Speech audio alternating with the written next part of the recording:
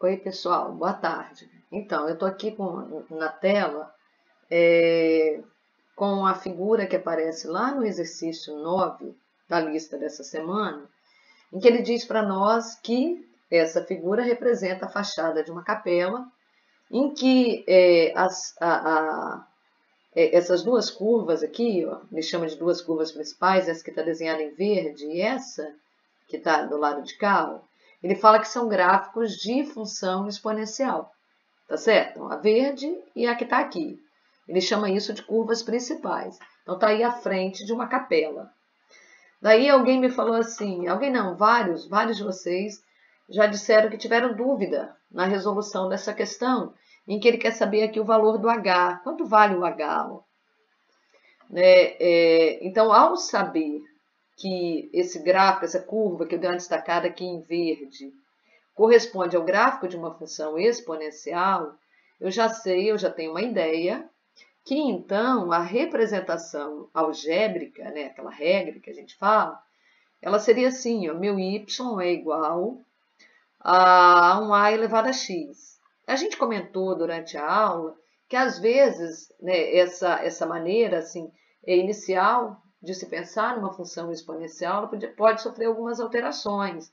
Então, nada me impede, né, de falar, olha, eu quero uma regra em que eu vou pegar essa potência, a elevado a x, e vou somar a uma constante. Então, vou vir aqui e vou acrescentar um k para somar ou subtrair. O efeito disso é eu fazer uma translação vertical no meu gráfico. Também nada me impede de, por exemplo, criar uma outra regra em que eu pego a minha potência e multiplico aqui por uma constante. Estou proibida de fazer isso. Ou também eu posso multiplicar por uma constante, a potência multiplicada por uma constante, e ainda somar esse termo a uma outra constante. Porém, o que acontece? Quando eu faço esse tipo de esse ou esse, né, algumas variações aí, nessa forma inicial de se pensar numa transformação exponencial, uma regra em que eu falo que é uma função exponencial. Então, assim, será que eu fiz alguma alteração nessa regra inicial? Então, fica aí uma pergunta, né, uma dúvida. Será? Então, quem é que vai me ajudar a responder isso? Então, é interessante para eu tentar me responder isso, eu observar esse ponto aqui, ó.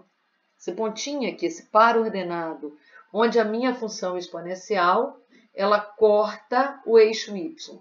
Então, que ponto é esse? Quais são as coordenadas dele? Então, ali, se a gente observar, as coordenadas desse ponto são o x vale 0, né? Um ponto que está sobre o eixo y, então necessariamente o x vale 0.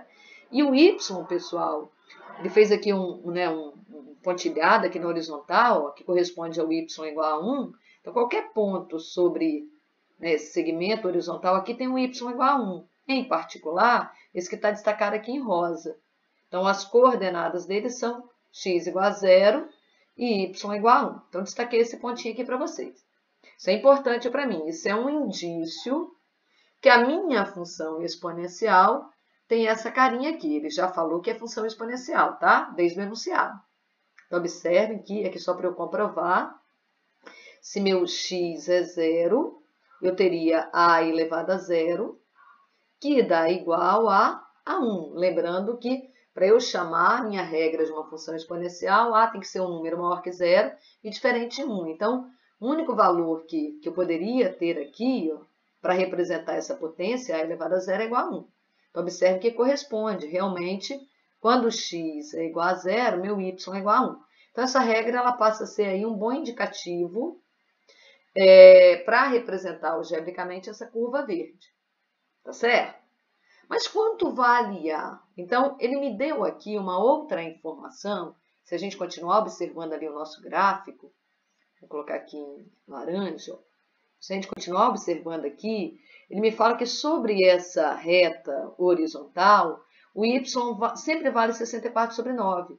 Então, em particular, nesse pontinho aqui, que está sobre a curva verde, o y dele vale 64/9. Agora, mais que isso, eu também conheço o x dele. O x dele vale -2. Então, esse ponto, ele é um ponto da curva verde, portanto, ele satisfaz a essa expressão. E para ele, o que eu sei? O x é igual a menos 2 e o y é igual a 64 sobre 9. Então, vou usar as coordenadas desse ponto também aqui nessa regra. Com isso, eu consigo descobrir o valor do A. Então, vamos lá. Vou pegar aqui a regra, vou escrever aqui embaixo novamente. Quando y for igual a 64 sobre 9, o que tem que acontecer com o nosso x? Ele tem que valer menos 2. Então, vai ficar a elevado a menos 2. Então, eu fazendo a continha aqui, eu posso pensar em reescrever isso aqui, pessoal, assim, ó.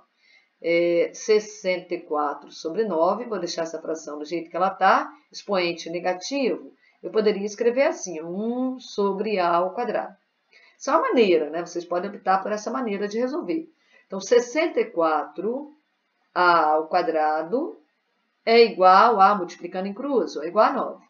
Logo, a ao quadrado é igual a 9 dividido por 64. Daí, se eu extrair a raiz quadrada, né, eu chego ao valor que A é igual a 3 sobre 8. Claro que se eu estivesse pensando só na resolução de uma equação do segundo grau, eu até pensaria na possibilidade do A ser igual a menos 3 oitavos. Tá certo? Menos 3 oitavos elevado ao quadrado também dá igual a 9 dividido por 64. Mas lembrando que no caso de eu estar pensando na relação y igual a elevado a x, como sendo ali uma representação algébrica para uma função exponencial, então necessariamente o a precisa ser um número maior que zero e, claro, diferente de 1. Aqui eu já sei que é diferente de 1. Então, estou descartando a possibilidade do a ser negativo.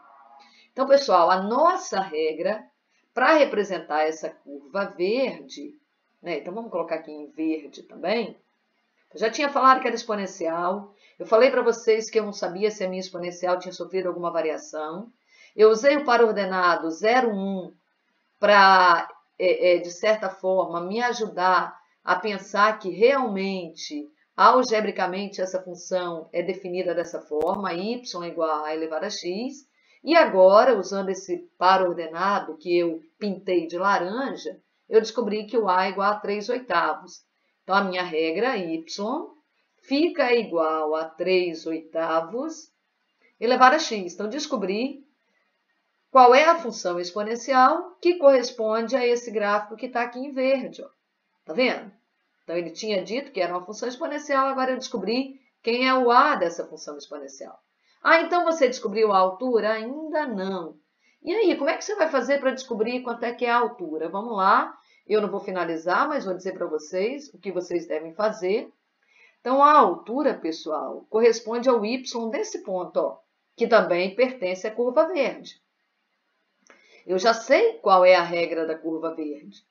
Então, o y desse ponto que eu estou querendo descobrir, então, quem é o y ali para mim, o y daquele ponto que está em lilás, eu vou chamar de ponto P, tá ok?